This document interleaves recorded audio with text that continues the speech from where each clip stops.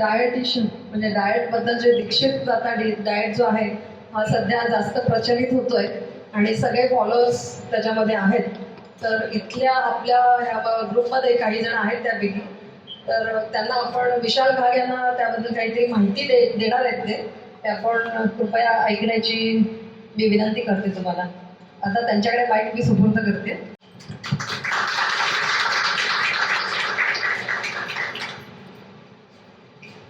धन्यवाद. सर्वप्रथम इथे आलेल्या सगळ्यांचं अभिनंदन, स्वागत. अभिनंदन यासाठी की तुम्ही आता काहीतरी असं ऐकायला जाणार आहात जी गंमत तुम्हाला जर खूप अगोदर कळली असती तर त्याचा तुम्हाला खूप जास्त फायदा झाला असता असं तुम्हाला अगदी खात्रीलायक वाटेल. तुम्हाला इथे काही सांगण्यापूर्वी, जसं मी समजा ज्ञानेश्वरी सांगणार आहे तर मला तुम्हाला हे सांगावं लागेल की मी आता ज्ञानेश्वरी सांगणार आहे. तर मी जेव्हा ज्ञानेश्वरी सांगणार आहे असं तुम्हाला कळेल तेव्हा ती ज्ञानेश्वरी आहे, ती ज्ञानेश्वरांनी लिहिली आहे. ज्ञानेश्वरी हे संत होते, त्यामुळे त्यांनी लिहिलेलं हे नक्की काहीतरी चांगलं असणार आहे या दृष्टिकोनातून तुम्ही ते सगळं ऐका. म्हणूनच इथे हा डाएट किंवा हा विषय सांगण्यापूर्वी मला तुम्हाला हे सांगायचं आहे की नेमकं हे सुरू कुठून झालं. कोण व्यक्ती आहेत ज्यांनी या डाएटचा विचार केला, मग या डाएटचं संशोधन केलं, मग या डाएटचा अभ्यास केला आणि मग आज या प्रकारचा डाएट सांगण्यासाठी मी तुमच्या समोर उभा राहू शकतोय. या संपूर्ण जगात म्हटलं बरं का मी, देशात नव्हे, राज्यात नव्हे, अख्ख्या जगात, संपूर्ण पृथ्वीमध्ये, या संपूर्ण जगभरात सगळ्यात जास्त विज्ञानाचा अभ्यास केलेली एक व्यक्ती आहे. विज्ञानाचा अभ्यास केलेली व्यक्तीचा अर्थ असा की आतापर्यंत वैज्ञानिक डिग्रीज सगळ्यात जास्त मिळवलेली व्यक्ती. याचा अर्थ असा की सायन्सची डिग्री घेतली, मग अजून जीवशास्त्राची घेतली, रसायनशास्त्राची घेतली आणि विज्ञानाच्या या जगभरात जेवढ्या काय म्हणून कोर्सेस आहेत, जेवढ्या काय म्हणून डिग्रीज आहेत त्या सगळ्या मिळवल्या आणि गिनीज वर्ल्ड रेकॉर्डमध्ये आपलं नाव नोंदवलं अशी एक व्यक्ती आहे जी या संपूर्ण जगामध्ये सगळ्यात जास्त शिक्षित व्यक्ती म्हणून घोषित झालेली आहे आणि सर्वमान्य झालेली आहे. आणि त्या व्यक्तीचं नाव आहे डॉक्टर श्रीकांत जिचकर. आणि अभिमानाची गोष्ट म्हणजे श्रीकांत जिचकर हे एक भारतीय आहेत. मी सांगेपर्यंत कदाचित आपल्याला ठाऊक नसेल की या संपूर्ण जगात सगळ्यात जास्त शिकलेली व्यक्ती कुठून आहे, तर ती भारतातून आहे. आणि त्यांचं नाव काय, तर श्रीकांत जिचकर. आणि याच श्रीकांत जिचकरांनी अमेरिकेमध्ये संशोधन करते वेळी आपल्या शरीरातल्या सगळ्या गोष्टींचा परिणाम, आपल्या शरीरामध्ये घडणाऱ्या प्रत्येक छोट्या मोठ्या गोष्टींच्या परिणामाचा अभ्यास केला, त्यावर संशोधन केलं आणि एक प्रकारचा डाएट केल्यामुळे आपण कसे फॅट पासून मुक्त होऊ शकतो, वजन कसं आटोक्यात ठेवू शकतो, डायबिटीस सारख्या आजारापासून कसे लाखो कोसो दूर राहू शकतो, याचं संशोधन त्यांनी सुरू केलं. ही सगळी संशोधन सुरू करत असताना खूप वाईट गोष्ट घडली आणि एक अपघात घडला आणि या अपघातामध्ये श्रीकांत जिचकर यांचं निधन झालं. त्यांचं हे संशोधन, त्यांचा हा डाएटवरचा सर्वे जोपर्यंत ते होते तोपर्यंत त्यांनी बरीच भाषणं घेतली, बरीच सेमिनार्स घेतले, बऱ्याच लोकांना हे सगळं सांगण्याचा प्रयत्न केला, बऱ्याच लोकांना त्याचा अनुभवही आला. आणि मग डॉक्टर जगन्नाथ दीक्षित. तर डॉक्टर जगन्नाथ दीक्षित कोण, तर श्रीकांत जिचकर यांच्या नंतर डॉक्टर जगन्नाथ दीक्षित हे शासकीय वैज्ञानिक विद्यालयामध्ये शिक्षक आहेत. ते आपलं मुलांना शिकवण्याचं काम करत होते, सायन्सचे टीचर आहेत ते. ते मुलांना शिकवत होते, पण ते थोडे स्थूल होते, थोडं वजन जास्त होतं. आणि जसे तुम्ही सगळेजण आपापलं काम करता आणि आपल्या वजनाची काळजी करण्यासाठी काही नाही काहीतरी डाएट करता, तसे डॉक्टर जगन्नाथ दीक्षित यांनी स्वतःवर डाएटचे प्रयोग सुरू केले. त्यांना कोणीतरी सांगितलं की हा अमुक अमुक डाएट आहे, या अमुक अमुक डाएटमध्ये असे असे पदार्थ खायचे, असे असे टाळायचे, इतक्या वाजता उठायचं, इतक्या वाजता झोपायचं. मग त्यांनी ते सुरू केलं. मग त्याला काही यश येईना. मग दुसरा डाएट काय, तर म्हणे ही पावडर विकत घ्यायची, ही ग्लासात टाकायची, मग आवडीप्रमाणे दुधात टाकायची, मग त्यात पाणी मिक्स करायचं आणि मग ते ग्लास भरून पाणी प्यायचं, म्हणजे जेवण झालं. मग तोही प्रयोग त्यांनी करून पाहिला. मग अजूनही बऱ्याच प्रकारचे डाएट त्यांनी स्वीकारले आणि स्वतःवर ट्राय करत होते, कारण त्यांना तातडीने बारीक व्हायचं होतं. त्यांना जाणवत होतं की त्यांचं वजन वाढत आहे. या सगळ्या प्रयोगामध्ये एके दिवशी त्यांना त्यांच्या मित्रांनी एक युट्यूबवरची क्लिप पाठवली. ती क्लिप होती श्रीकांत जिचकर यांच्या भाषणाची, त्यांच्या सेमिनारची, ज्यामध्ये ते एका ठराविक डाएट बद्दल बोलत होते.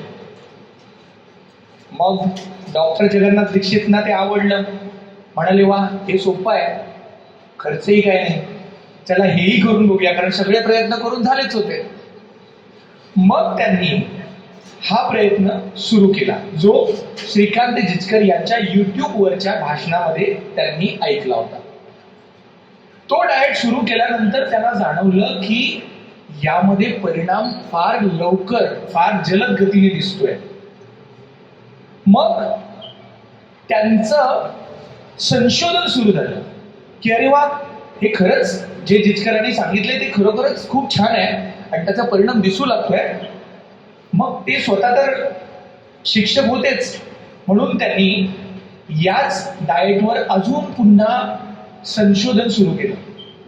मग त्यांनी स्वतःची एक टीम तयार केली, काही ग्रुप्स तयार केले, त्यांचे अनुयायी घेतले, त्यांची मित्रमंडळी घेतली आणि मग याच्यावर अगदी एक्स्ट्रीम लेवलला जाऊन या डाएटचं खोलवर संशोधन सुरू केलं. आणि मग सगळ्या पदार्थांच्या टेस्ट, सगळ्या पदार्थांचा परिणाम, त्याचा आपल्या शरीरावर होणारा परिणाम, त्याच्यातून आपल्याला होणारे फायदे, आपल्याला होणारं नुकसान, या सगळ्याची परीक्षा झाल्याच्या नंतर त्यांना एक डाएट सापडला की असं असं जर केलं तर असा असा परिणाम होईल. आता तुम्हाला मी इथपर्यंत हे सांगितलं की मी नेमकी कुठली ज्ञानेश्वरी वाचून दाखवणार आहे, त्याच्याबद्दल सांगितलं की मी नेमकं काय सांगणार आहे. तर तुम्हाला हे कळलं असेलच की जे मी सांगणार आहे ते या जगातल्या सगळ्यात शिक्षित डॉक्टरने केलेलं संशोधन आहे. त्यामुळे किती सिरियस गोष्ट आहे बघा, की जो सगळ्यात जास्त शिकलाय त्याला पहिल्यांदा सुचलं, त्याने पहिल्यांदा याच्यावर प्रयोग केले, त्याने याच्यावर भाषणं लिहिली, त्याने याच्यावर लोकांना गाईड केलं. आता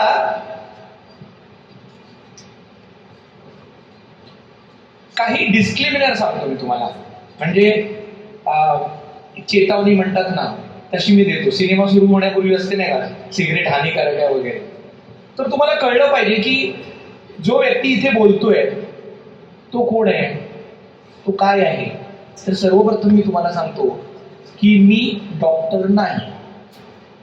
दुसरं, माझी कुठलीही संस्था, कुठलंही ऑफिस, कुठलंही दुकान, कुठलंही शॉप, कुठलाही बिझनेस असा काही प्रकार नाही. मी एक मराठी फिल्म इंडस्ट्रीमध्ये एक्झिक्युटिव्ह प्रोड्युसर म्हणजे कार्यकारी निर्माता या प्रकारचं काम करणारा एक व्यक्ती आहे. माझं नाव आहे विशाल घाग. मात्र मला जे कळलंय ते मी तुम्हाला सोप्या भाषेत सांगू शकतोय ही क्षमता असल्यामुळे मी इथे उभा आहे. त्यामुळे या व्यक्तीचा काय फायदा आहे हे सगळं ऐकल्यानंतर तुम्हाला कुठे रजिस्ट्रेशन करायचंय, किती मेंबर बनवायचे, काय बिझनेस करायचा आहे, कुठला फॉर्म भरायचा आहे, असं काही नाही. जे काय मला सांगायचंय ते मी आता सांगणार आहे. आणि हे सांगून झाल्याच्या नंतर तुम्हाला कधीही मला पुन्हा भेटण्याची आवश्यकताच पडणार नाही. तुम्हाला पुन्हा मला भेटायचं नाहीये की आता पुढे काय, कारण आता मी सुरुवातही करणार आहे आणि इथे शेवटही करणार आहे. तर ज्यांचा हा शोध आहे त्यांच्याबद्दल मी सांगितलं. डॉक्टर जगन्नाथ दीक्षित काय आहेत त्यांच्याबद्दल मी सांगितलं. आज दीक्षितांबद्दल मी अजून थोडंसं बोलतो. काही महिन्यापूर्वी महाराष्ट्र गव्हर्नमेंटने डॉक्टर जगन्नाथ दीक्षित यांना आपल्या संपूर्ण महाराष्ट्रासाठी ब्रँड अँबॅसेडर बनवले. कसलं तर वजन नियंत्रणात ठेवणे आणि डायबिटीज पासून वाचणे या मोहिमेचे ब्रँड अँबॅसेडर आहेत डॉक्टर जगन्नाथ दीक्षित. यांचं सुद्धा कुठे मेडिकल नाही, ह्याही कुठे प्रॅक्टिस करत नाही, यांना सुद्धा कोणाला भेटण्याची आवश्यकता नाही. आता आपण मूळ विषयावर येऊया. मूळ विषय असा आहे डॉक्टर जगन्नाथ दीक्षित यांचा डाएट. तर डाएट म्हटलं ना की पहिलं लक्ष जातं पदार्थ. कारण डाएट म्हणजे काय तर पदार्थ. मी डाएट करते म्हणजे एकतर कमी पदार्थ खाते किंवा कुठला तरी अधिकचा पदार्थ खाते. म्हणजे सगळ्या प्रकारचे जे डाएट आहेत ना ते ह्या पदार्थांच्या अवतीभोवतीच वावरतात. कुठलाही डाएट घ्या तो पदार्थांविषयीच असतो. कुठलाही डाएट घ्या तो पदार्थांविषयीच असतो. 2, कुठलाही डाएट घ्या त्यासाठी पैसे खर्च करावे लागतात. अपॉइंटमेंट घ्यावी लागते, काउन्सिलिंग घ्यावी लागते आणि अगदी नाहीच तर बाजारात काहीतरी जाऊन नवीन पदार्थ विकत घ्यावा लागतो. काही पदार्थांची नावं अशी असतात की बाजारात ते पदार्थच मिळत नाही. अजून काही डाएट असे असतात की ज्याच्यामध्ये पदार्थांसाठी वजन असतं. म्हणजे प्रॉपर एक वजनाचा काटा दिला जातो. त्या वजनाच्या काट्यावर मोजून मापून खायचं म्हणजे एवढं वजन करायचं आणि त्यावेळेला तेवढं खायचं. मग दुसरं वजन करायचं आणि त्यावेळेला तेवढं खायचं. अजून काही डाएट असे असतात जे तुमची उपासमारच करून टाकतात पूर्ण की नाहीच म्हणजे नाहीच खायचं. आणि मग आपल्या घरातली सगळी मंडळी मस्त श्रीखंडपुरी आमरसपुरी असं बेत चाललेला असतो आणि आपण आपला काहीतरी पावडर घेऊन ग्लासात माझा डाएट आहे. तर असं जीवन असू शकत नाही. आणि म्हणूनच पदार्थांच्या भोवती फिरणारे हे जे डाएट आहेत ते अपयशी ठरतात. कारण ते केवळ पदार्थांच्या भोवती फिरत असतात आणि ते आपण जास्त दिवस करू शकत नाही. पावडर विकत घेऊ शकतो आपण एका महिन्याला 4,000 रुपये, दुसऱ्या महिन्याला 4,000 रुपये, तिसऱ्या महिन्याला नवरा म्हणतो बस कर तू आहेस तशी चालेल, मला अजून 4,000 रुपये काय देणार. मग होतं काय त्या 2 महिन्यामध्ये थोडंसं वजन कमी झालेलं असतं. आपण एकदम खुश होतो, सगळ्यांना सांगत सुटतो मी बाबा हे करते, मी बाबा ते करते, व एवढं कमी झालं तेवढं कमी झालं आणि मग पुन्हा वजन त्या जागेवर. मग असा डाएट का नाही करू शकत जो आपण आपल्या संपूर्ण आयुष्यभरासाठी करतो. नेमकी काय गडबड आहे डाएटमध्ये आणि पदार्थांमध्ये की ज्याच्यामुळे आपण जागे होतो. इथे बसलेली कुठलीही व्यक्ती, मी खात्रीला एक सांगू शकतो की इथे बसलेली कुठलीही व्यक्ती रोजच्या रोज पिझ्झा खात नाही, रोजच्या रोज बर्गर खात नाही, रोजच्या रोज चायनीज खात नाही, रोजच्या रोज वायफळ बाहेरचं खात नाही, रोजच्या रोज भरपूर पण खात नाही, रोजच्या रोज 24 तास पण खात नाही. पण तरी सुद्धा इथे बसलेली प्रत्येक व्यक्ती ही स्थूल आहे. प्रत्येक व्यक्तीचं वजन जास्त आहे. प्रत्येक व्यक्तीच्या पोटाचा घेर जास्त आहे. बरं, इथे बसलेली प्रत्येक व्यक्ती ही प्रत्येक इतर व्यक्तीपेक्षा वेगवेगळा व्यवसाय करते. म्हणजे एकीचं शेड्यूल खूपच हॅक्टिक आहे, जेवायला वेळ मिळत नाही, खायला वेळ मिळत नाही. आणि दुसरी एकदम शिस्तबद्ध आहे, 7 वाजता उठते, 8 वाजता तयारी करते, 9ची ट्रेन पकडते, 9:30ला नाश्ता करते, 1:30 वाजता लंच ब्रेक घेते, संध्याकाळी 5 वाजता सुटते, 6 वाजता भाजी घेते, पाणीपुरी खाते, घरी येते. इतकं शिस्तबद्ध आहे. आणि दुसरी रात्री अपरात्रीपर्यंत काम करावं लागतं, दिवसभर 11-12 वाजेपर्यंत झोपून राहते, मग उठते, मग नाश्त्याच्या ऐवजी डायरेक्ट जेवणच करते आणि मग परत मैत्रिणींचा फोन येतो आणि परत निघून जाते. पण गंमत अशी आहे की जिचं शेड्यूल वक्तशीरपणे जी पाळतीये ती आणि जी बेफिकीर वागते ती, वजन दोघींचं वाढलंय, घेर दोघींना पण आहे. मग काय गंमत आहे अशी की जी दोघींमध्ये कॉमन आहे? म्हणजे मी या गोष्टीचा खूप विचार केला, कारण मलाही वाटायचं की मी फिल्म इंडस्ट्रीत आहे म्हणून माझं पोट सुटलंय किंवा माझं वेळी अवेळी जेवण आहे म्हणून. तुम्हालाही तसंच वाटत असेल. माझे वडील जाडे होते म्हणून मी पण जाड. खाते पिते घर का. खाते पिते घर का म्हटलं की आपलं सगळं म्हणजे वाढलेलं वजन, वाढलेलं फॅट याच्यावर सरळ पडदा पडला. खाते पिते घर का. पण ते खाते पिते घरक्याला बसताना उठताना काय त्रास होतो तो आपल्यालाच माहिती.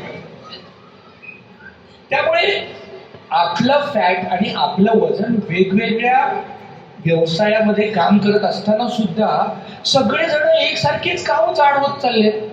सगळे जणांचं वजनच का वाढत चालले? जी घरी बसते दिवसभर मुलांच्या पाठीमागे धावते ती पण जाडी आहे, आणि जी दिवसभर सकाळी उठते, सकाळी उठून ती ऑफिसला जाते, ती तिचं काम करते, संध्याकाळी घरी येते आणि परत घरी जेवण करते, तिचं पण वजन वाढलंय. म्हणून मी म्हटलं की सगळे डाएट, प्रत्येक डाएट हा पदार्थांच्या भोवती फिरतो. डाएट म्हटलं की पदार्थांच्या भोवतीच तुम्हाला बांधलं जातं. आज मी तुम्हाला सांगणार आहे ते सायन्स जे या संपूर्ण जगात सगळ्यात जास्त डिग्री ज्यांनी घेतली ते श्रीकांत जिचकर यांनी आपल्या संशोधनातून काढलेला डाएट.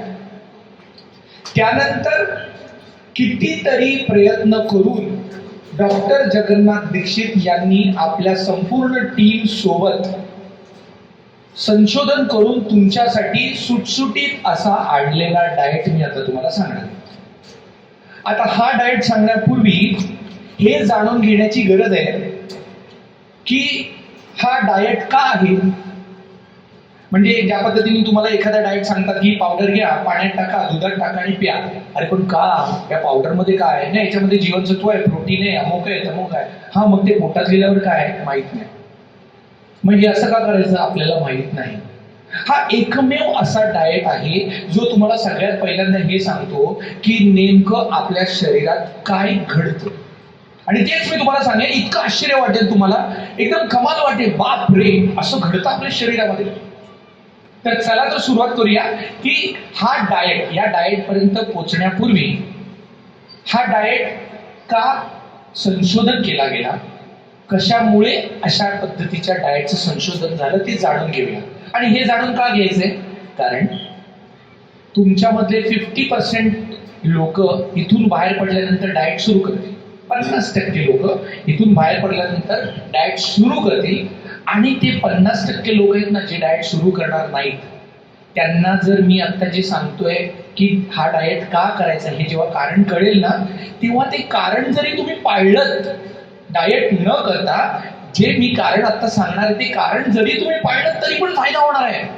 म्हणजे इथून बाहेर पडणाऱ्या प्रत्येक व्यक्तीला फायदा होणार आहे. जो डाएट सुरू करेल त्याला तर होणारच आहे, जो डाएट सुरू करणार नाही त्याला हे लॉजिक कळल्यामुळे तो त्या गोष्टींवर जो आवर घालेल, त्या आवर घालण्यामुळे सुद्धा तुम्हाला त्याचा फायदाच होणार आहे.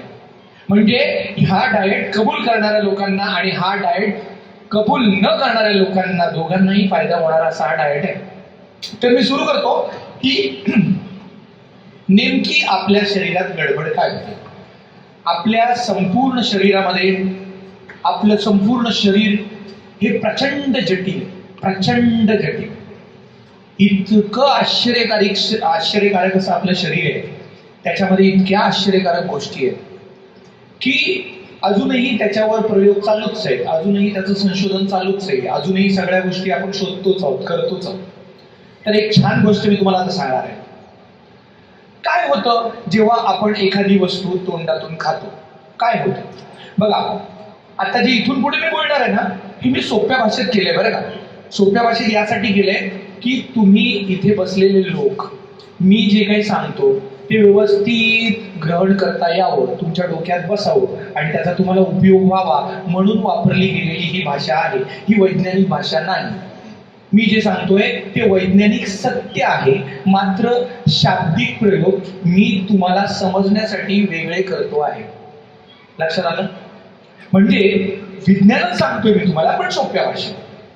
विज्ञानच सांगतोय तुम्हाला, पण एका अनोख्या मार्गाने. कारण जर मी तुम्हाला केवळ पुस्तकी ज्ञान दिलं आणि केवळ पुस्तकातले शब्द वापरले तर कोणाला काही कळणार नाही. तुम्ही म्हणाल एक दाढीवाला बाबा आला होता, काय बडबडत होता, आम्हाला काय कळलं काय. म्हणून ही सोपी भाषा. तर आपण एखादी वस्तू खाल्ल्यानंतर काय होतं?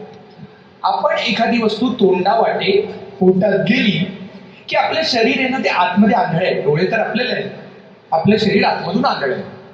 त्याला नाही कळत की काय पडलं, त्याला नाही कळत की काय पडलं. म्हणजे तुम्ही कागद खा, कागद आतमध्ये गेला की आपलं पोट असा विचार करतं का की अरे हा तर कागद आहे, हा चुकून आला वाटतं, ह्याला आपण पाचन क्रिया, ह्याला याचं पचन नको करूया.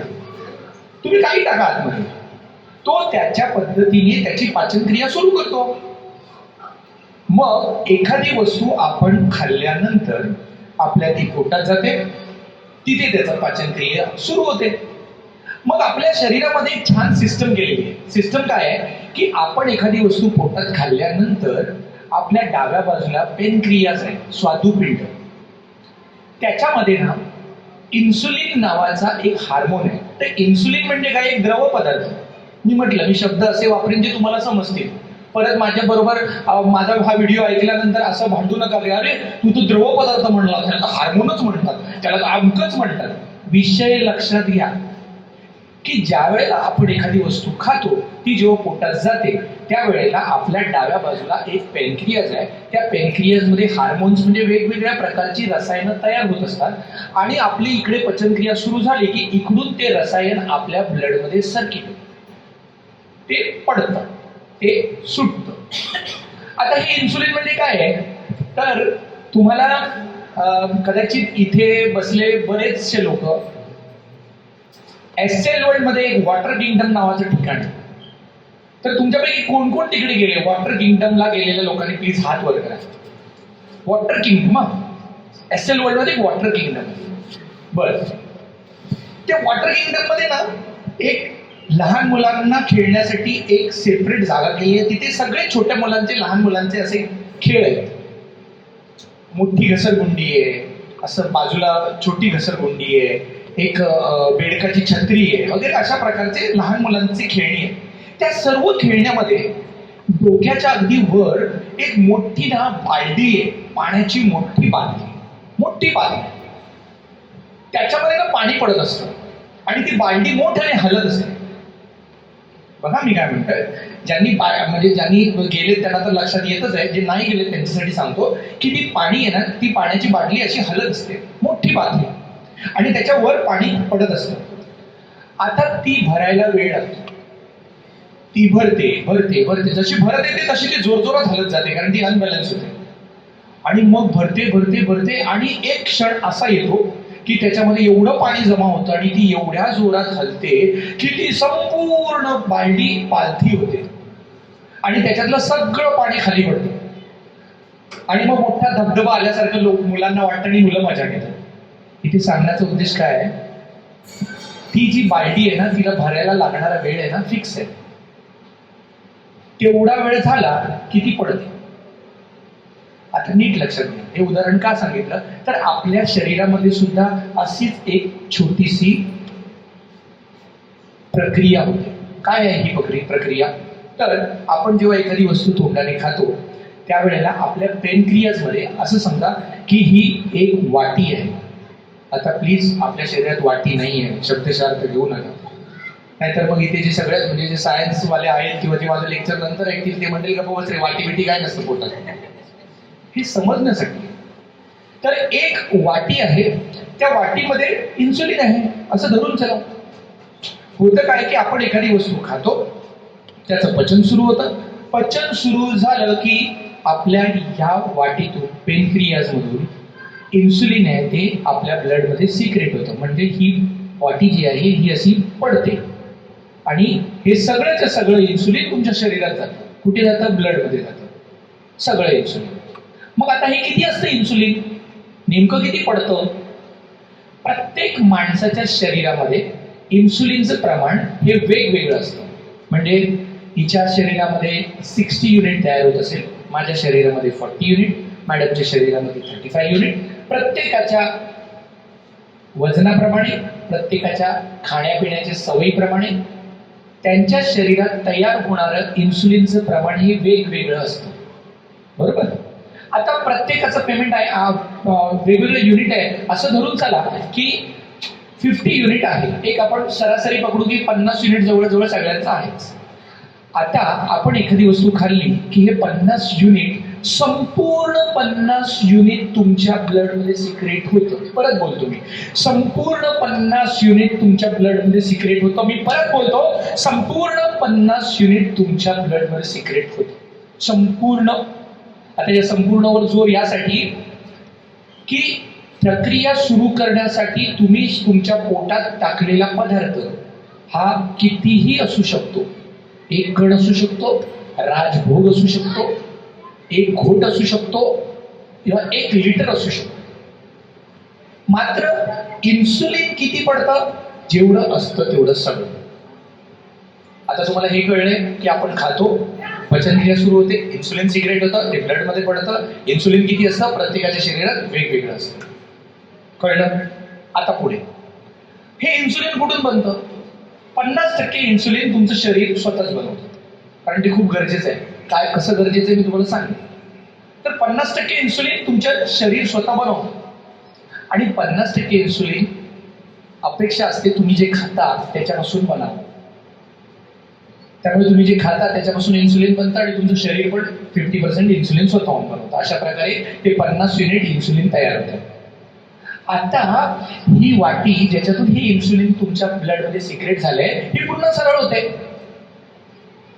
मग सरळ झाल्यानंतर काय होतं? सरळ झाल्यानंतर ही वाटी पुन्हा भरू लागते. कशाने? इन्सुलिनने.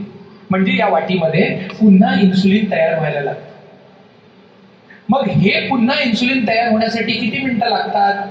तर हे इन्सुलिन तयार होण्यासाठी 55 मिनिटं लागतात. मग ज्या पद्धतीने प्रत्येक माणसाचे युनिट वेगवेगळे आहेत, मग प्रत्येकाची वेळ पण वेगवेगळी असेल तर नाही.